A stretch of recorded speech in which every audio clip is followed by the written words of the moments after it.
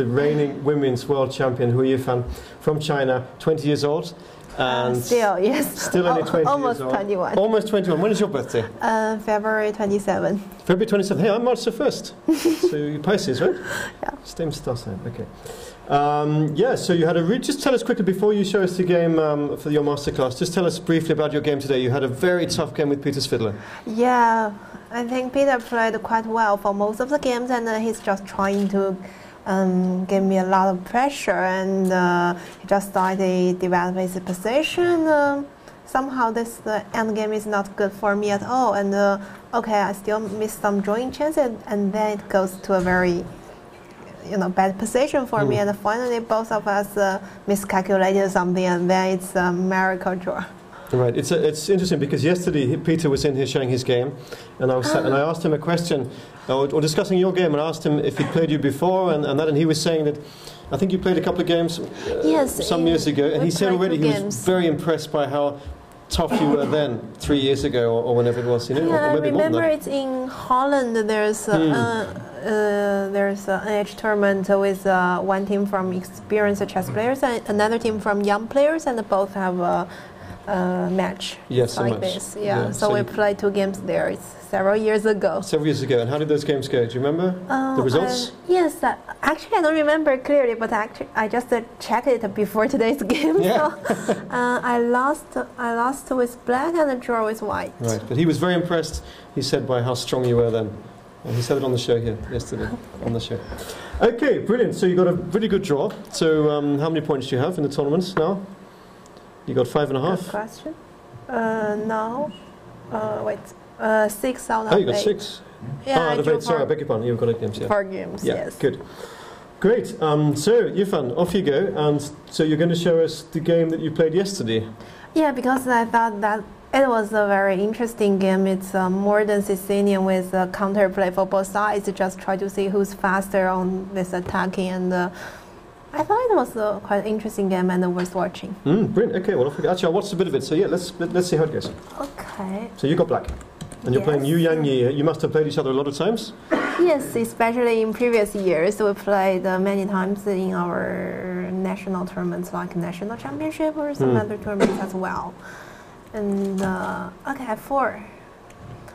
He played this I think twice recently, and one is in Olympiad, which he played with Van Wely. Van Wely. Yeah, he had a very brilliant tournament there, and okay, this game finally drew, but seems like he has some preparation on this variation. That's why I chose Bishop E7. Also, for myself, I played several games in this variation. Whatever here with maybe with E5 first. Yes.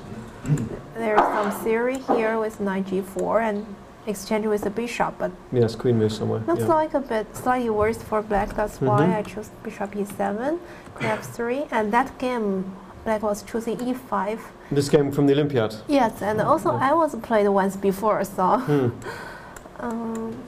something like F5. Yes. Right. Of course, Yu Yangyi had a great result, didn't he, in Qatar, in Doha. Yes. He won this really strong tournament. Yeah. Was it Kramnik he beat in the last round? Yes, I think he beat Kramnik in the last round. With white in the Berlin defense, yeah. Yeah. So he's having a great year as well. Yeah, that's why I chose another variation, and seems like quite normal 97. Actually, I was considering B5 first during the game, but then somehow I found that white may have this E5. You have to play Bishop B7, and then now something like Knight take B5. It's very complicated, but I thought that white might has something here.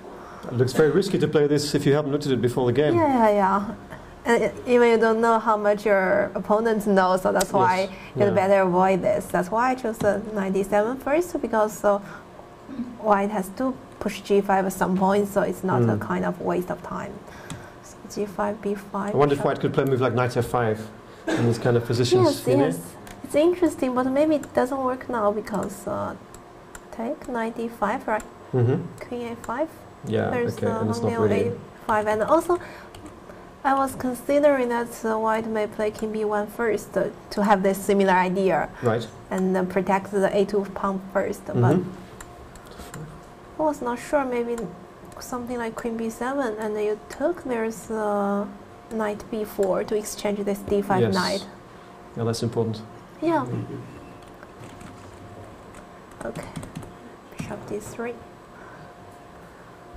Yeah, this move just trying to leave the e2 square for the knight and move the bishop first, because if you're trying to do some attack now, after b4, and now the e4 pawn is a bit weak without this. Well, the d3 knight could come to bishop g3, protect. but maybe that's not. It's another position, different but position. maybe bishop d3 is more natural. Yes. Knight c5, king b1, bishop p7. Oh, it's just a kind of very normal moves. h4, rook c8. Yes. Did you consider casting queenside at any points in this game? Queenside. Yeah, no, not at all. No. It looks dangerous to castle. Yeah, sure. But, I thought that it was mentioned kingside. It's kingside. normal. Okay. It looks so dangerous to castle kingside. Yes, but if you castle on queenside, then you don't have any counterplay on queenside. It's just a passive position for you, because white has a big space on the king side. It just can push the pawns, and then you don't have any planes to active your position. Right. Yeah. That's why I didn't really seriously consider this one. Rook c8. Actually, white looks quite fast, but maybe he doesn't really threat something. h5. Okay, now it's a critical position. Black needs to decide that what kind of play you're gonna choose. It looks like a bit like a Keres attack with g4, 6g4. Yes. Yeah. Same kind of middle game. Okay, it's a series of. Oh, actually, here there's a very interesting idea shown by computer with this h6. Probably it will work. Just simply sacrifice the piece, and this g7 pawn is unpleasant. Okay, because of this rook c8. Otherwise, black can have the queenside castle now, and the position should be fine. That's it. Yeah, but now it's a bit unpleasant for black, because you're king on center, and this g7 And if knight a4? Bishop d4, you have e5. Well, we can see. We can see.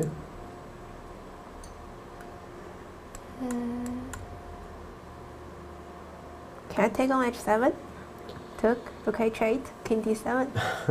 Oh, it's too messy. Okay, let's check it. Very messy, okay. Rook h8, king Yeah, d7. Check. Yeah. King c6. c6. King c6.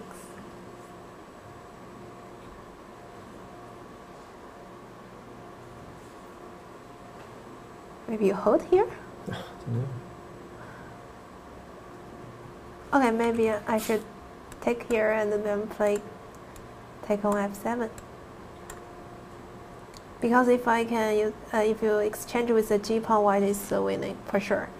But anyway, very sharp, yeah. I mean, this looks like quite dangerous for black. Okay, and then if you don't have any immediate moves to clear the position, you will face a longer pressure on the game. And okay, but knight e2 is just a hand move. Most of the people will play this. Okay. Yeah. Did you think during the game? Did you think about h6? Not really. Not really. Not so deep. Okay, I got some similar idea, but not really going into this variation. Okay, e5. Maybe it's not a good decision, e5. Yes, because later I realized my king is. I'm not satisfied with my position at all. Maybe you should just try something like castle. Wow, so here. brave. Okay. Yes, but it's like a normal Sicilian position with this e6, d6 pawn, because white. Okay, h6 will face g6, and if g6 will just h6. Then you don't really have any threat, and the black will just slowly move the pawns a5, a4, b3, something. You see, if I had black there, I'd be scared of some sacrifices and. Yes, but you see, e4 pawn is hanging, so your pieces is not that active to make some sacrifice. Or maybe have some bishop f6 at some points. Right? Oh, okay, yes. Yeah. But okay, maybe rook g1. But maybe now I have this f5. I was not sure. To avoid this, and after this exchange, okay, I think black will be fine. And if h6, you play g6. g6. Yeah, okay. Yeah, if black can hold the position, then white has some weakness. Yes, e5 is not a good choice. Bishop takes e5. Okay, another option here is to take on e5 first. You have to take with the pawn, because if you took on the bishop first, and then queen d3 will face this bishop take e5. Yeah. So you have to take with the pawn, and now white has many options. For example, you can choose g6, or even bishop c6. Bishop c4. Bishop c4. Sorry, yeah, 96. I was trying to say this. Okay. Right. Okay, but the simple way is you can just simply take knight on c5 and then g6. Compared to the game, the point is that now if you change, black will have this strong e5 square. With the queen, yes. Yeah, that's why probably it's better to exchange on e5 first. Yes. Then take on c5. Yes. Yeah? And if bishop takes c5, does it make any difference? Maybe g6. Should be some difference, but I think now white is quite fast. And the bishop c4, knight g3 is coming. Yeah, that's true. Knight coming to f5. Okay, but now it's very interesting. I think black should be very accurate to save the game, because during the game I saw many variations that might be mated somehow. Yeah. For example, if you took on g6 first and then queen g4. At first I was thinking about bishop f6. The idea is if you take on g6, I will move my king to b6. It's a quite safe square, and then a pair of bishops were working, you know. Yes. But then somehow I found white has queen f7. Ouch. And that's the end, huh? Yeah. I thought if you lose like this, it's very embarrassed. So you need to be quite careful to save your king, you know. And bishop f6 looks normal. But actually, I was thinking that maybe f5 white just slightly better, because this bishop is only for defense. Yes. And knight g3, knight h5 is coming. Okay, but maybe black can hold it, because you always have this a5, a4, a3 plan too. Which you had in the game, didn't you? Yeah. Came later. The structure is like Rouser. Rouser? Mm-hmm. Yeah. Okay, instead of pawn f6 here, bishop on f6. Bishop on f6, yeah. But okay, black is quite fast to create some counterplay. Okay, queen g4. And it's very important that he cannot play bishop c4. Yes. This bishop is that's why at some point I thought maybe here b3 is quite interesting. Yes, you mentioned me. At first, both of us are considering you take f4, knight f4, queen d4. Wow. But then, maybe have c3 at some points, because you cannot take with the queen, check on e6, d6, and if you take with the pawn, bishop c2. And that's the end of your attack? Yeah. Now, black might be worried about the position. But okay, maybe it's not necessary to take on f4. You can just simply take on f7. Yeah. If bishop c4, maybe I can take on e4, right? Oh no, I cannot take on e4. Okay, but just rook f8. Yeah, that holds. Yeah, with king c7, you can hold the position. Yes. And somehow f5 is necessary for white, so otherwise this bishop will be quite powerful. Absolutely, yeah. Okay, so that's why I play f5 immediately, but then, yeah, I thought f5 is a good move to catch the time, because if you waste them... Sorry, Yifan, you were saying f5 without taking on f7? Yes. You were saying maybe to play it directly, no? Well, the point is you don't waste the time to play queen g4. because I don't think I didn't see that queen on g4 make any sense. And then I just have a tempo to move knight g3. What's the idea? Knight g6, knight h5. Yes. Yeah. Oh, okay, but still not that clear. For example, maybe somehow d5. No, but you take knight e4 should be better for white. Okay, but then a5, f4 is coming. I don't need to play rook f8. Yeah, it's not so dangerous. Knight h5, you can just leave it there. Yes. It's not so dangerous. Okay.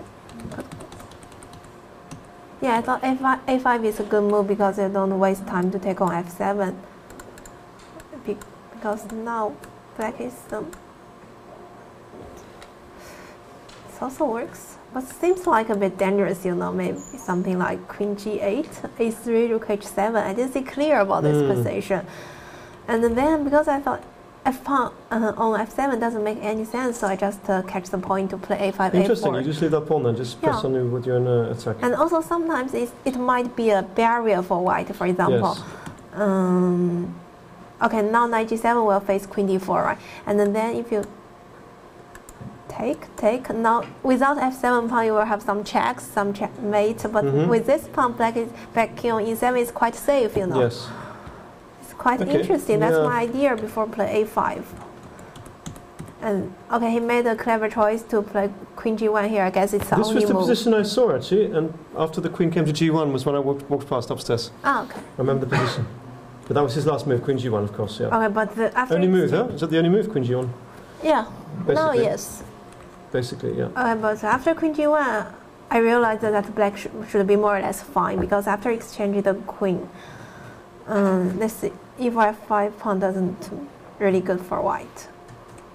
Rook f7 just a simple choice because be careful you cannot take on b2 first. Now something like knight g7 because now you don't have any threat on queen d4 or queen c3. There's no checkmate. It's a bit like he took on f7. Now you take on b2 and he just leaves it across. Yes, and even white can play something like I was not sure queen g6 because you don't have any threat here. Yeah.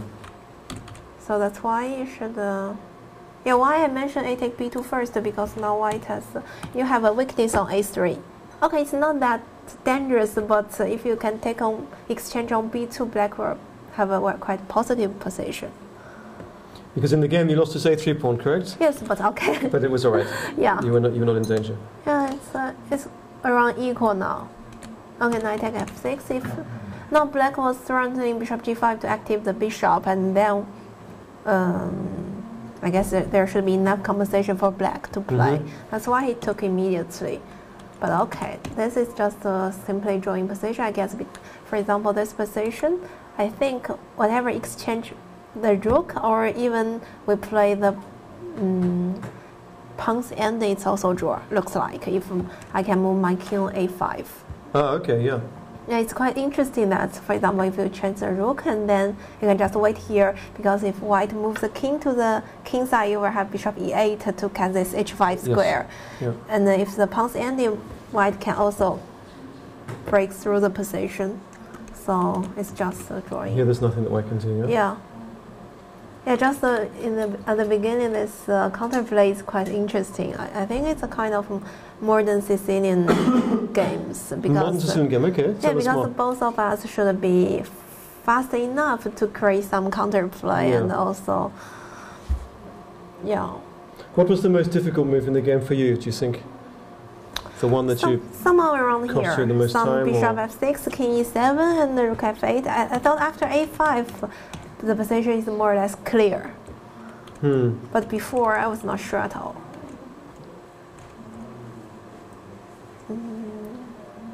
Did you look at the game afterwards together? Did you look at the game with Yu Yangyi? Yes, we talked. For example, this was we talked about this b3, and actually he was worried about e take f4. Sorry. Yes. Right. And also he mentioned this h6 before. Where here? Yes. Oh, he mentioned it. Did he after the game? Yes. Okay. H6. It's quite interesting. How old is Yu Yangyi? He's also quite young, huh? I don't know how old he is. Do you know? Same age as me. Is he only 20 as well? Yes. Wow, so young. Is there such a thing as a Chinese style of your generation of players like Yu Yangyi and yourself? Do you share similar styles, would you say? Your style of chess, is there such a thing as the Chinese? You think? No, I'm asking you, what do you think? Oh, wow. No, I think each individual player has their own styles. Okay, maybe for now, most of the young generation, they have a same is that they're all kind of hardworking. Very hardworking. Yeah. We're seeing Chinese players doing really well everywhere. Yeah. In the last, well, I mean, already for some time. At the beginning of this year, right? Yes. As I said, Yu Yangyi won in Doha.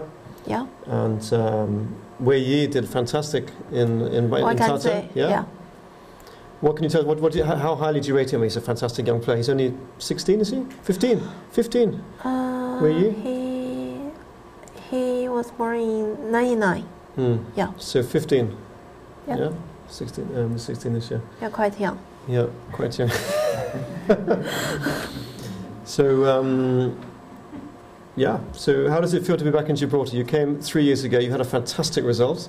Yes. You tied for first with Nigel, you beat all those great players, and it was just fantastic. Some of them, yes. You beat Judith, of course.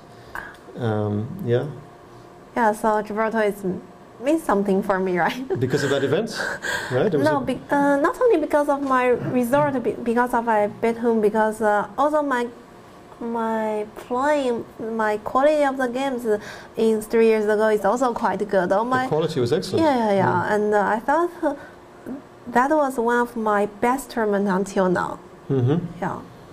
Still today. I was hoping that one day I could find back my performance at that time. Right. Well, you're doing great here as well so far this year. Yeah, it's okay according to the result, but if you see my games, there are some mistakes from both sides, and also I missed some chances in my first 2 drawing games. To win or to do better, yeah. Yeah, of course. Okay, not the winning chances, but you can do better. You can test your opponents more, not like some simple draw. But and also today you were very resilient to save the draw against Peter today from that position. Yeah, today I was lucky, obviously, because he has I guess I didn't have time to check, but when we briefly talked and when I heard that he has today several moments to win the game. You think so? Yeah. Yeah. But this endgame actually was quite interesting because after he played c4, at some point I thought both of us think that it should be winning for white, and somehow I found this king d7 at the end. So. Right. Yeah. Okay, so what do you have for the rest of the Japan? You have the Women's World Championship coming up quite soon in March. Is that right? Yes, but probably I won't play there. Really? You probably won't play? Yeah, because I have agreed before to play in Hawaii, and actually the timer clashed. And the Hawaii was agreed to play before. Right, okay. And then, so FIDE, I guess, scheduled the Women's World Championship after you'd agreed to play in Hawaii, did they? Quite recently, these dates were published. Yeah, they announced recently, and actually Hawaii was announced last year already. Yes. Yeah, so I have no choice. But to honor your agreements, all right. But generally speaking, I don't think I will really continue to play the World Championship for the knockout system.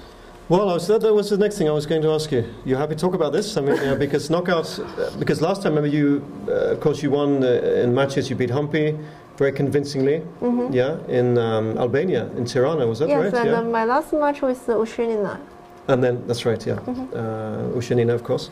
But then you had the knockout, which you had to play if you wanted to compete to keep the title. And you were knocked out by, was it Monika Sochka? Was it? Yeah. Yeah, but of course the knockout system is like that. You can one bad game or a bad match, and suddenly you're out of the competition. Yes, it's one point. But actually, in 2012, I was already thinking to not playing World Championship. But finally, because of many reasons, and then I come there, and also my result is not good. Also, I didn't prepare the tournament before, so it's also one of the problem. And also, I think now women's system is different with men's, and which is a bit, if it can be the same as the men's, it's much better. Yes, Yeah, well, why? Yeah, good question. Why do the women have a different system, knockout system, Yes. and not the men, Also and vice versa? wondering. Yeah, that's yeah. Maybe somebody from FIDE could tell us the reason for that. But let's say FIDE said, all right, they're watching this show, they hear you saying that you're probably not going to play, or you're definitely not going to play, you're going to play Hawaii. They said, right, we're going to move the dates. We're going to move the dates so that Yifan can play. So let's say they move the dates. They announced the dates, it's fixed. They announced the dates, it's fixed. Yeah. Yeah. They didn't consult you first as the reigning world champion? Well, they think that, well, maybe they have their own reasons, so they put on this date. Because it was supposed to be at the end of last year, right? The Women's World Championship was meant to be in December or something, and it was postponed or something? The first is in October. Oh, as early as October, was it? Yeah. Yes, and then postponed. So if it had been held when it was supposed to be held, do you think you would have taken part back in October? And you know, actually that time I was playing Corsica. You're playing in Corsica? Right, okay. So they keep choosing dates when you're playing, maybe to, you know? Right. What about if it had been, of course I know, if it had been during Gibraltar, no question. If they had held it during Gibraltar, you would still be here, yes. Right? Yeah, I agree. Yeah. So, but I don't think you will have the date same as the World Championship, because then you will miss a lot of women players. Well, I mean, I actually wrote to, when they cancelled it for the second time or postponed it again, I wrote to, and other people wrote to some people in FIDE to say, hey, you shouldn't catch with us. Whatever dates you choose, do not choose dates which overlap with Gibraltar, because we've got all these women coming. Yeah. You know, starting with the world champion and a lot of others. You know, it's going to be impossible for them and for us. Somebody's going to lose out, right? And it's probably going to be them. So anyway, so they kept out of our dates. But you have Hawaii. Have you been to Hawaii before? No, my first time. Yeah. Although I have never been to US before. You haven't been to the US? You have not been to the US? Wow. Okay, your first time in the States. You're going to Hawaii. Who's playing in that tournament? What kind of tournament is it? No, we have other two American players. One is Shankland. Oh, Sam Shankland, yeah. Yes, and the other is Gariev, some name like this. It's also 500 or 600 players from US also. Right. Yeah, and we will have 4 players, and the other will become from the qualification. There's a tournament. The winner of that tournament will play with us. So now we don't know whom else is. So you're looking for, is that your next event? As far as you know, your next event? Yeah, in 1 month. In 1 month, okay. What does it feel like, Yifan, to have passed? I mean, it may not mean a great deal to you, or may mean a lot, to have passed you this, it must mean something, to now be on the live ratings, to have passed you this. Oh, you mean rating? Okay. Is that something that means a great deal to you, or very little? Not really. Because she's retired, of course. And also, when if she's still playing now, it's not her best years, and the rating is not at her peak. It's not her top. It's the solid. It's the last rating she had. Nothing, yeah. And also nowadays the average rating is getting higher and higher, because some players break 800. So I guess nowadays, if you break some moments, it's not like before. Yes. So I didn't see this means anything to me. Right. Well, a little bit, no? It must be. Well, let's say if I break her peak. Yes, then probably it will mean something. Right. But still, at that time it's not as same as today. But that's right. At least her peak is 700 something. But I think she was top 10 in the world, wasn't it? At her best, she was top 10 in the world. So that would be a target for you to get into the top 10. Okay, top 10 is another case. Yes, of course. And now I still have a far distance to top 10. So yeah, sure. You know, I should be working hard. But what do you think? What would it feel like if things go? If you go to Hawaii as you're going, and they hold the world championship, and somebody else wins it? Okay, it's okay, because then we will have a match, right? Oh, then you have a match with the winner. That's right. So they will be champion for a year. Yes. Is that the regulations? The regulation is the winner of the world championship will be the new world champion, and then there's a match, and that match, do you think you might play or not?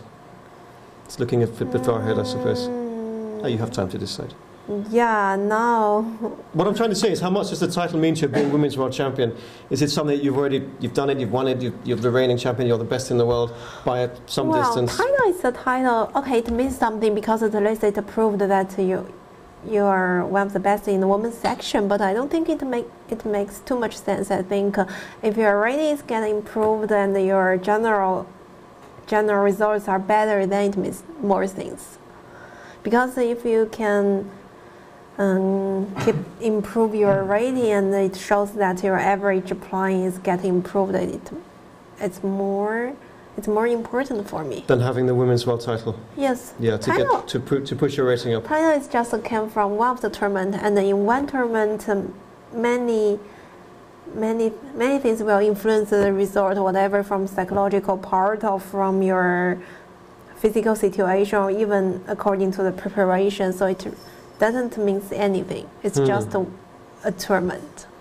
What do you think about the knockout system because some people think knockout is at least entertaining to watch for the public, and it's a way of promoting chess because there's a result after 2 games. Do you think it's the wrong system for a world title? Or do you think there's room for a knockout system in the chess world? It's hard to say. I didn't really seriously consider this, but I think now it seems like a men's system is more reasonable. For example, they have knockout system for the candidates. So because Veselin was in there, Veselin Topolov gave a masterclass, and one of the questions that came up in my chat with him was exactly this. I said, were there things he'd like to change or things in the chess world and he said he thought the knockout system was okay in terms of creating publicity for chess. Knockout system to be the world champion? No, maybe not to be the world champion, but it was something that people could relate to, like Wimbledon in tennis or something that 2 people play, somebody gets knocked out, the next person goes to the next round and so on. It makes some sense, but it might be more surprises as well, because you only have 2 games and everything can happen.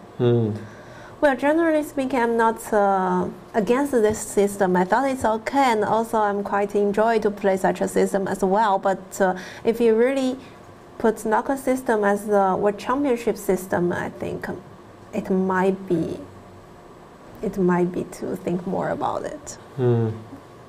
Because more things can happen, a little bit more random. Yeah. Okay, I'm sure would you mind taking a few questions from our audience? Of course. Is that okay? Who would like to ask Yifan a question from our audience? Who has a question? Go ahead, please. Sorry, Jonna, first. Magnus Carlsen, he recently said something that he thought that women in general play more aggressive and more tactical than men. Is that something that you could agree with? That Magnus said that women play more aggressive than men? Actually, it's my first time to hear this. Probably it's true, right? Well, I don't know, you tell me. What do you think? You play very aggressively?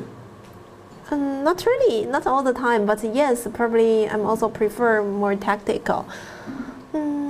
It's hard to say, because I think that it more depends on individuals. There are also some technical women players as well, but probably I guess it's the positional play needs more energy and needs more. You should be well enough to hold such a positional position. But for tactic, you only need a calculation, and sometimes it's just a coincidence to make it. So maybe it's more easier to happen. That's why the men's average play is stronger than women. Maybe it's one of the reasons. If most of the women players can also hold such a technical position, probably we will be more compatible. As you showed today with Peter's fiddler. So just physical strength, almost resilience. I was defend. No, defending, yeah, but long, tough games rather than tactical.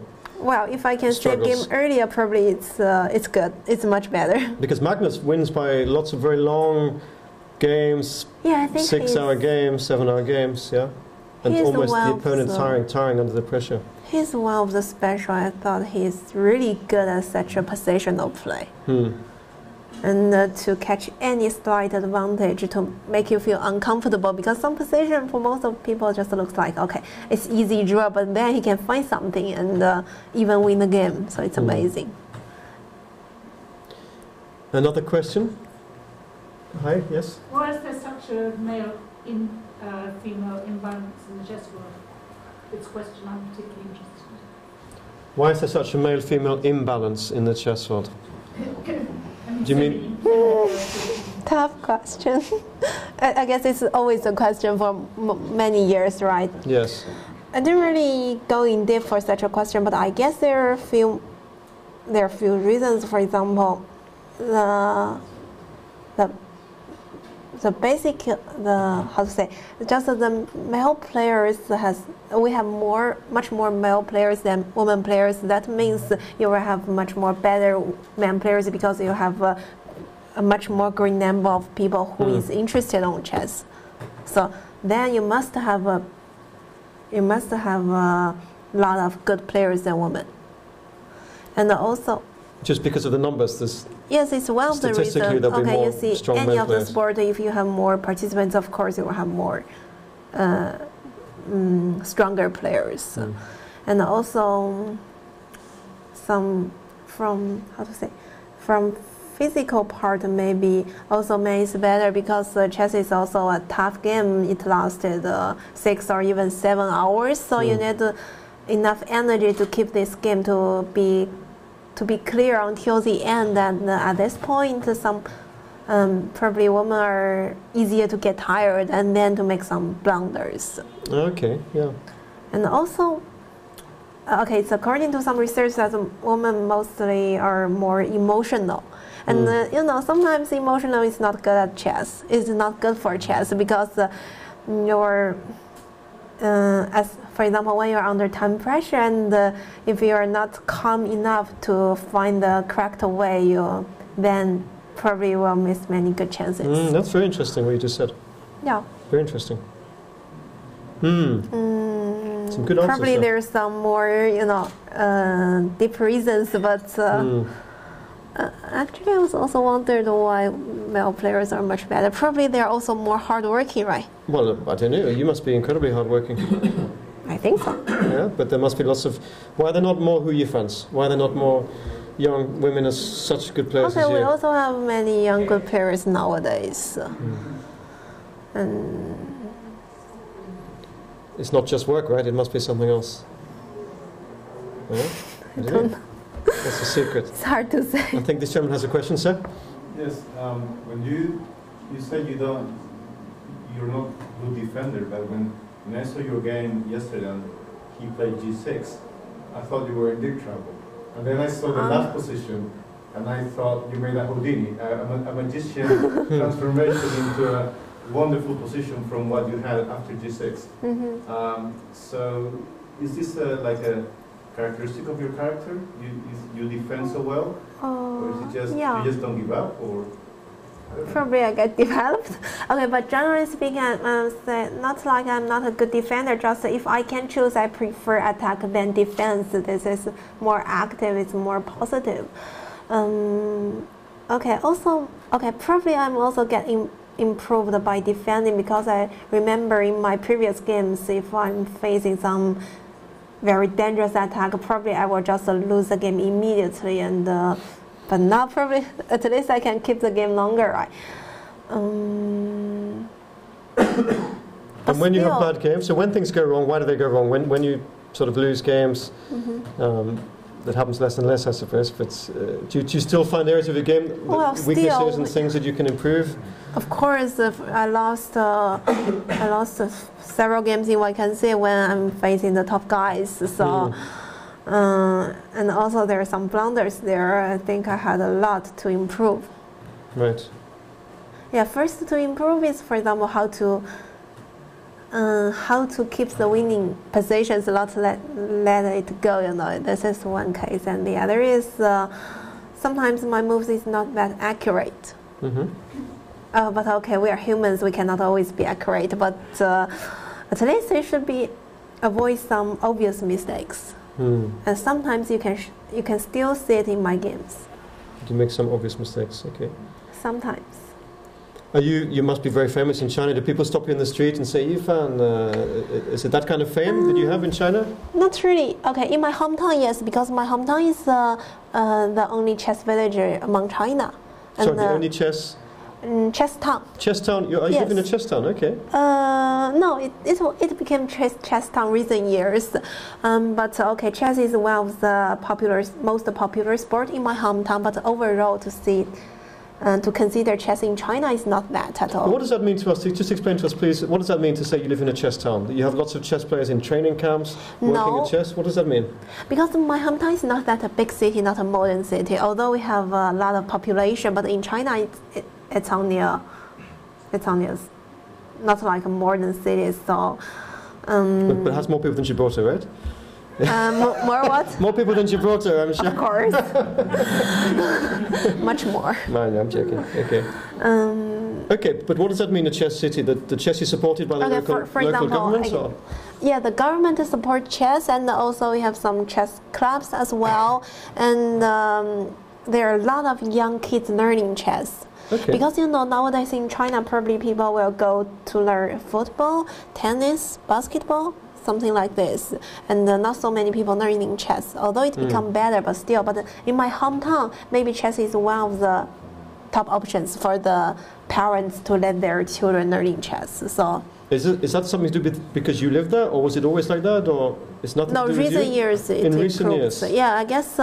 There are some players from my hometown appeared, so that's why it became more popular and more attractive. And also, for example, in one of the Central Park, they have monuments of several chess players as well. Yes. Okay, which players do we know? Western players or? No, from my hometown only. Ah, okay. Yes. So you can. Is there a monument of you in the park? Yes. Yes. Also. Yeah. Hey. Oh, I'd like to see that. Welcome one day. Oh, what's the name of your town?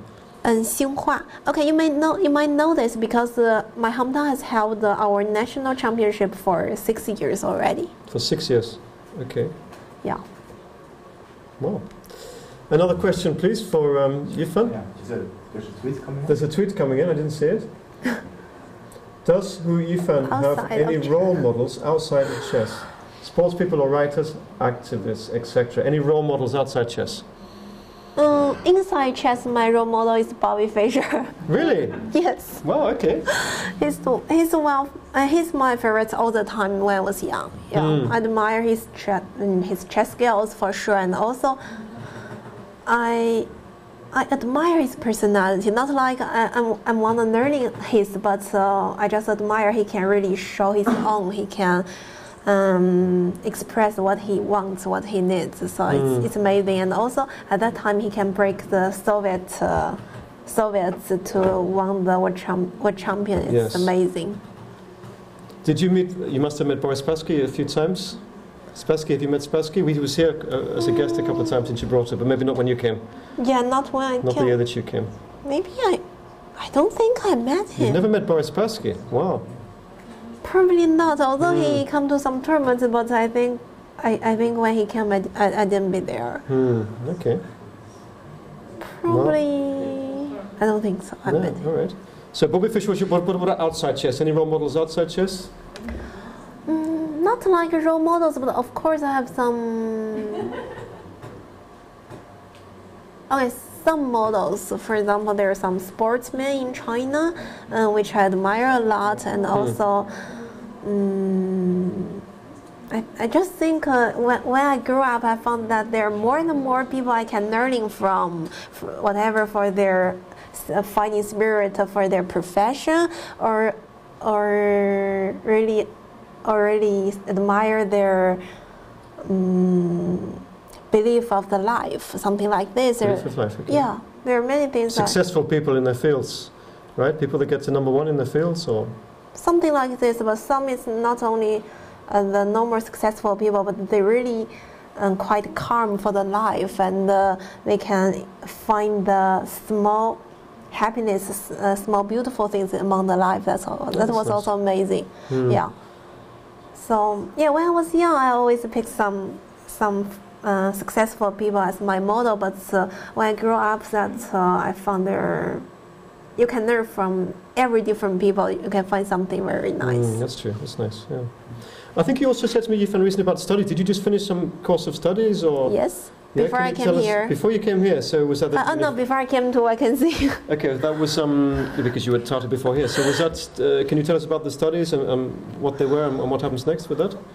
Yeah, my study is going quite well up to now, and I'm in my third year only have one more year to graduate. Right. And my major is international relations. I'm more focusing on something like foreign affairs. Foreign affairs. Yes. All right. 1 year to go. Do you foresee a possible career away from chess in another direction using these studies? Not yet.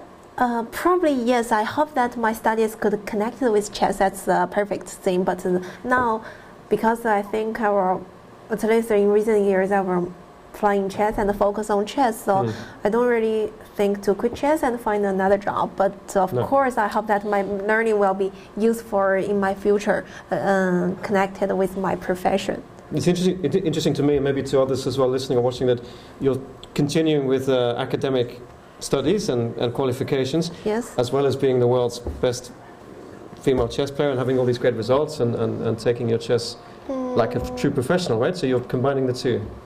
Yeah, I thought now I more or less get used to such a situation. But when I first get into university in 2012, I think I had some difficult time to suit for the new life, because when I went to there's an World Championship in 2012, and I lost quite having out quite early.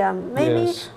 It's not a big reason that because I came to university and there's no time for training. There's some other reasons as well, but objectively speaking, it's also one of the reasons that makes me a bit going down at that part. At that point, because of your studies, you just started university. Yes, yeah. but later on, when I get used to it, you can find that when you're learning some new things, it might be also helpful in chess. You can see many things from another viewpoint, and your life is more colorful, and probably will be more efficiency when you're doing whatever, learning chess or learning other things. By broadening your horizons. Yeah. And also I'm that kind of person that who's interested in many different things. I wanted to try a lot of new things in my life. I don't want my life is only with one thing.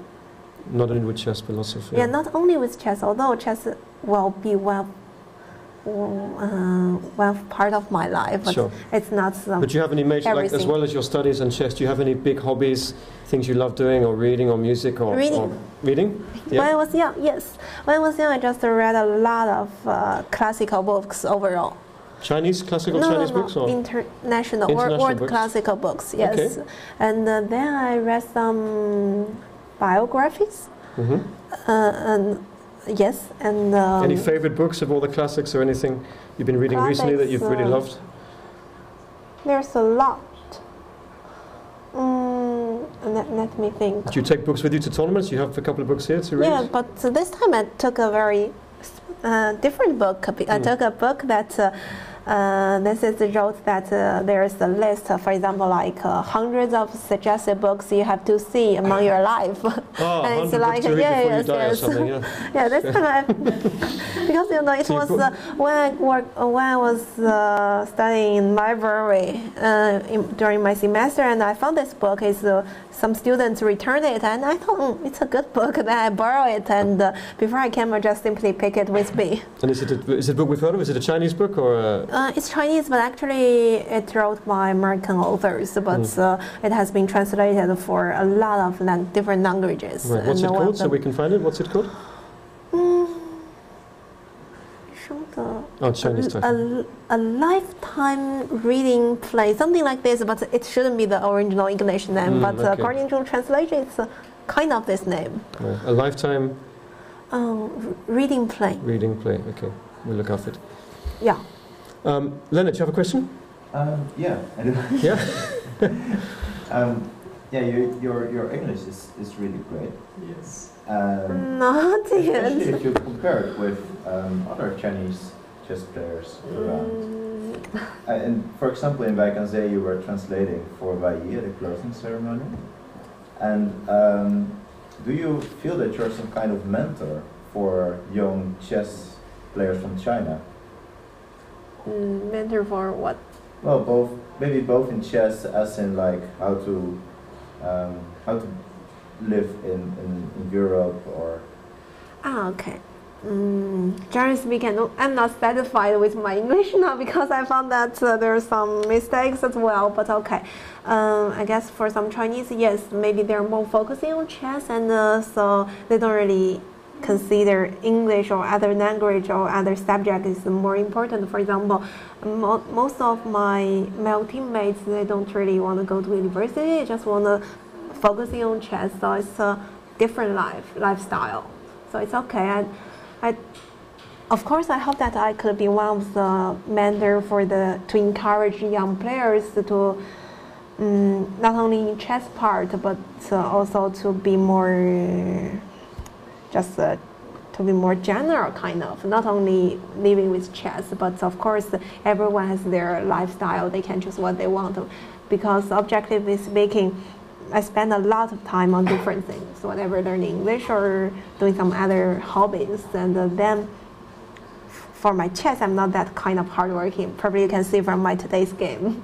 So, but some of them are really had a deep training only for chess. So it depends that what you consider is more important. Mm-hmm. It's interesting you said you found that Bobby Fischer was your role model in chess, but of course he dedicated his life exclusively to chess.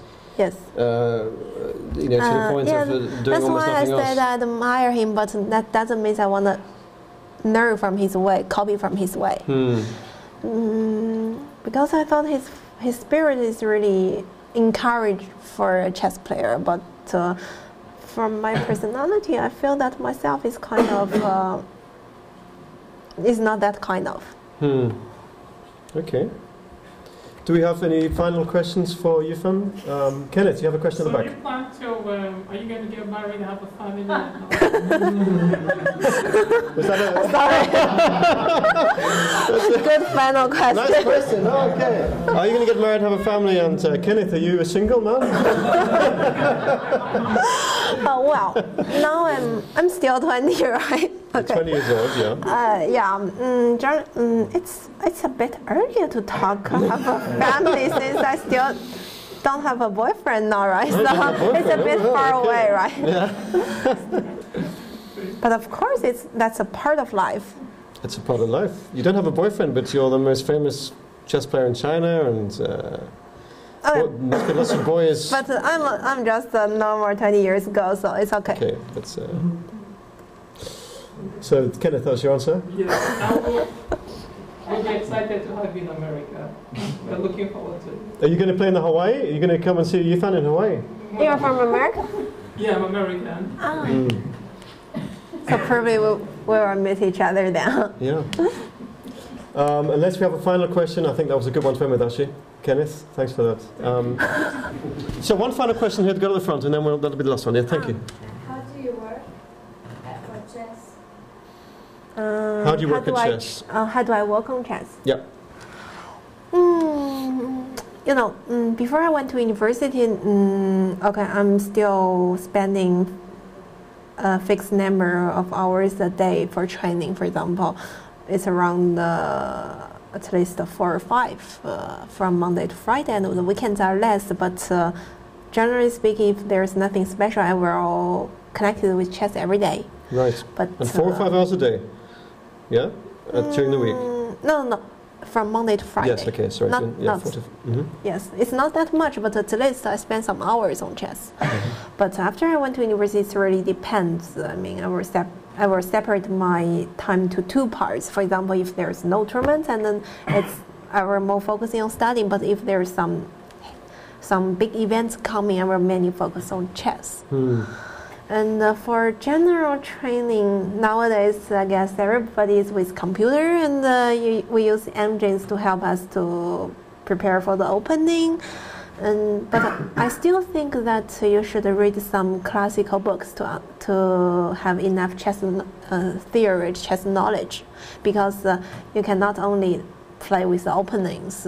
There's still middle game, end game, who is without your home preparation. You should play by your own. So we should yeah, you should focus on the different part. Do you ever, as a sort of follow-up question, do you ever, I do this sometimes still, I don't study chess at all really now, but sometimes do you ever take a book, just for the pleasure, take an old book, like you said, a classic book? Yes. And what I was going to ask you is actually with a chess set, not a computer screen. Yes, yes. But actually set up a chess set. Do you ever play through games from a book, just on your own, that kind of thing? Sometimes, for example, some monthly chess magazine, like Yu Chess, or there are also some French magazine or German magazine, although we cannot understand the language, but we can see the chess. And also there are some modern books. But you know, you mentioned that when I was young, when I was in our training center, one of my favorite chess book is not, okay, it's not really a chess book.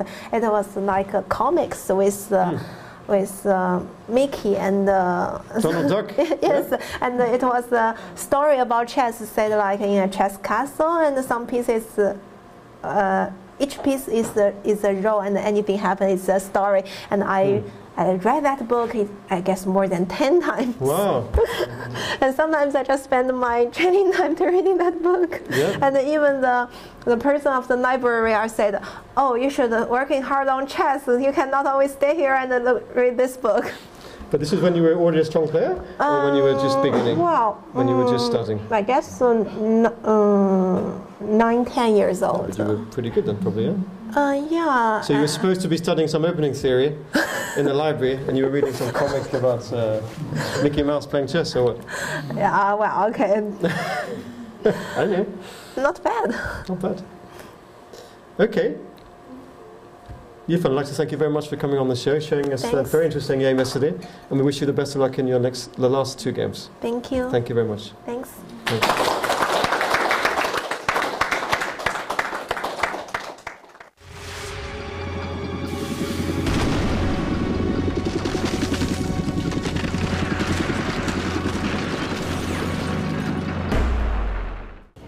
It's a beautiful day here in Gibraltar, and we've got the day's play out into the main street. I'm Tanya Sachdev. Welcome back.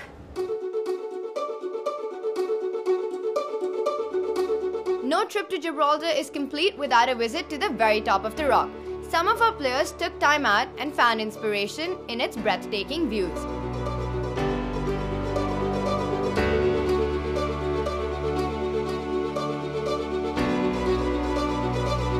And of course stopped and said hello to the Barbary apes. Chess pieces have a personality of their own. The knight is a tricky one, jumping all over the board. The pawn at first might seem small, but it's the only piece that can transform itself. Which one are you? I'd be the knight, because it's the only piece that can jump and it's very unique. The king. I'm the king. Because it's the best. The pawn can be the queen, the king, and do wonders. I'm the queen. I like to be knight because it's very fast. The rock because it's a very solid piece. The queen because it's the most powerful piece. Bishop, black or white, yes or no, so that describes me actually. Pawn because you can have the best of both worlds. You can be whoever you like, as long as you put your mind to it. Here's Kenny Solomon, first ever Grandmaster from South Africa, with his inspiring story. I learned how to move pieces when I was about 7. I remember I wasn't really keen on chess at the time, but I just learned how to move the pieces, and at the age of 13 I started playing my first chess tournament. Where I grew up, it was notorious for gangsterism, violence and crime. I was exposed to a lot of things that I was not supposed to be exposed to. I never realized before that the game chess was so beautiful. The principles, the logic behind the moves, and I fell in love with the game, and I couldn't wait to get home from school to study chess. I think it is a sport, art, science, everything. Chess has inner beauty, you know, it really grips you for life. Yeah. It definitely was my drug when I started, and I couldn't get enough of it. Coming to Gibraltar is really nice, and I enjoy the exciting chess and the atmosphere of very strong chess players. It is, I believe, one of the strongest opens in the world, and an opportunity for chess players to really grow. Nakamura's winning streak came to a halt when England's David Howell survived a lost position and managed a draw. Hikaru is still in the lead with 6.5 out of 7. 4 players follow him closely with 6 points. With 3 rounds to go, every point counts. We're in the last leg of the TradeWise Chess Festival.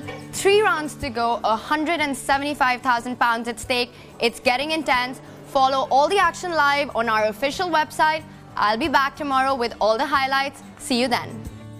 More insights on the festival and chess in our up-and-coming documentary, All the Right Moves, out later this year.